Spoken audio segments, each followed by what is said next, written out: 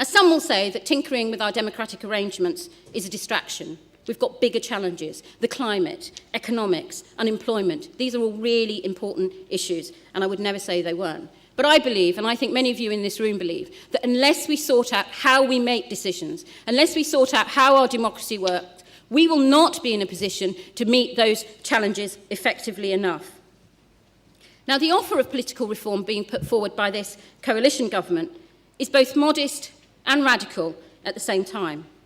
Now, we can argue forever about the merits of electoral systems, but please do it when I'm not in the room, whether recall is a good thing, how we want to reform party funding, if indeed it needs reforming.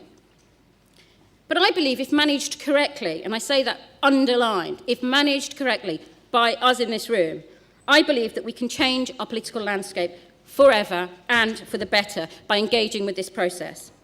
But the question for us, and the question for the Labour movement and for the Labour Party, is how do we engage with the process on offer? Do we stand on the sidelines and huff and puff?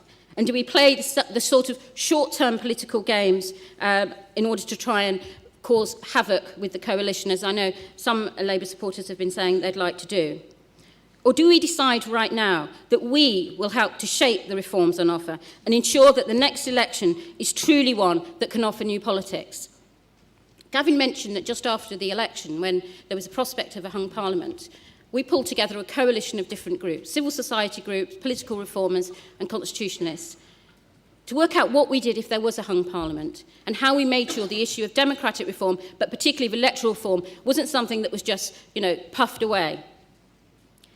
The thing that got me about that purple revolution, I have to just give credit to one person, which is Billy Bragg, who said to us time and time again in his great manner that he does when we had those meetings, choose a fucking colour. Just choose a fucking colour. And we did, and the colour was purple, the colour of democracy.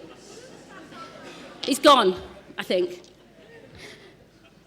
Now, the thing about that lobby that we did and the subsequent ones we've done, and there were 50 or 60 around the country at the same time, which people have forgotten, was that these weren't political anoraks that came out. These weren't even members of the Liberal Democrats, most of them. Some of them did bring their cards to tear up outside and stuff. But, largely these were young people who came together to say that they felt like they had been the forgotten voice during this election, and that the issue of fairness and of votes counting, and of everybody's votes counting equally, actually meant so much to them that they were prepared to march down Whitehall, prepared to take on the police, and to be very vocal about an issue that most people, and Ed Balls included, think nobody really cares about.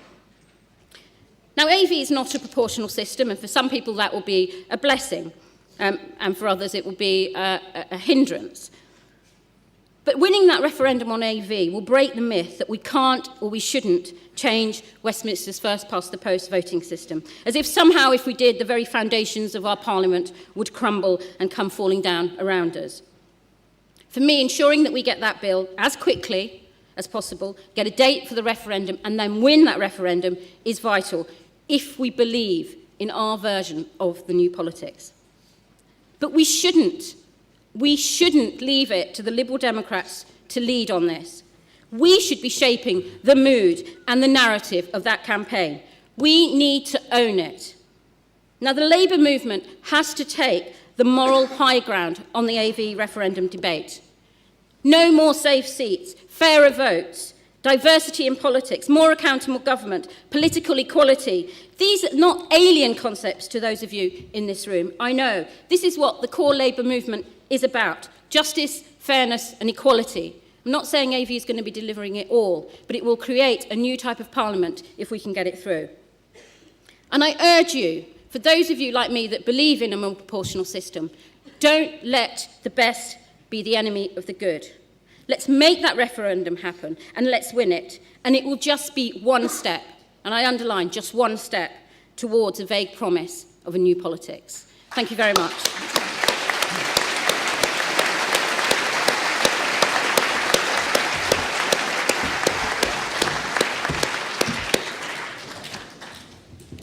Shall I just start? Sure. Yeah, right.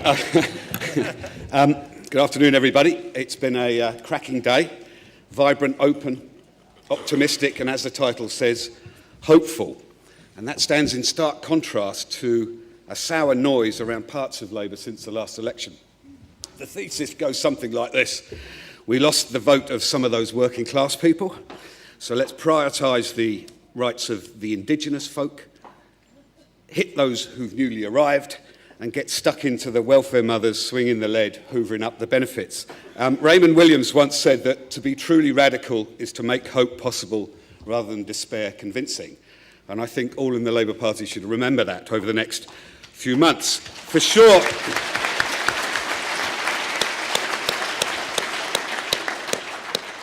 in terms of reflection, for sure, Labour was the biggest loser on May the 6th. Yet the result reflected a wider failure of the political class, as Pam said, to present a convincing vision of a post-crisis politics. For all the hype, the Liberal moment failed to materialise. The Conservatives enjoyed an unpopular government, a partisan Tory press, a huge funding advantage and a tax revolt by the business elite. Cameron got 36% of the vote. An election without winners, as people were looking for a choice that wasn't there. But our failure was all the greater because we should have known better. Labour at its best is a party of radical hope. Yet we were too implicated in the crisis to seize the moment. We were told to be intensely relaxed about people becoming filthy rich. Indeed, we became so relaxed that we slipped into a moral and intellectual coma. We cannot understand the resounding defeat unless we accept it as a verdict on ourselves. Yet even now, there are many who refuse to face up to what has happened. People who feel that the result wasn't so bad, that not much needs to change. We wait for the coalition to implode and sweep back into office. The politics of safety first, one more heave, business as usual, a route map into the political wilderness. This new orthodoxy appears willing to camp out on the right flank of the coalition, witness the hits on the vulnerable. An ex-minister wrote last week of how we needed to, quote, crack down on the welfare underclass. Others argue for us to become, quote, an anti-immigrant, an immigration party, a new kiss-up, kick-down politics that blames the victims. There lies political death for Labour. No language, no warmth, no kindness, no generosity, vitality, nor optimism. No compassion. If you seek to outflank the coalition from the right, you will turn Labour into a byword for intolerance. But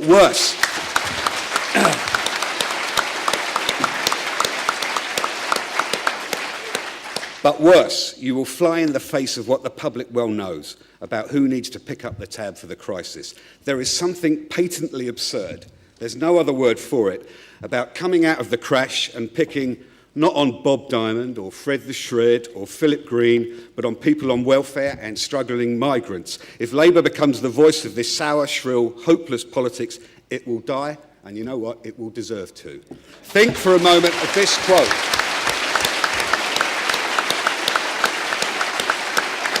Think for a moment of this quote. Yes, we've made progress, but let's not kid ourselves. There's a way to go before we can return to government. There's a lot we need to do in this party of ours. Our base is too narrow, and so occasionally are our sympathies. You know what? Some people call us the nasty party. Now, I'm no great fan of Theresa May, but today this sounds strangely appropriate. Sure, the 4 ex-cabinet ministers now running for the leadership all agree that it's time to bury New Labour.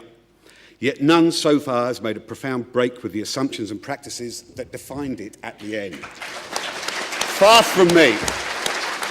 Far be it from me to compare modern politicians to Soviet apparatchiks, but we will not recover by adopting the mentality of the Soviet Politburo in the late 1950s, for whom reform meant little more than denouncing Stalin whilst keeping the policies and the structures of Stalinism intact.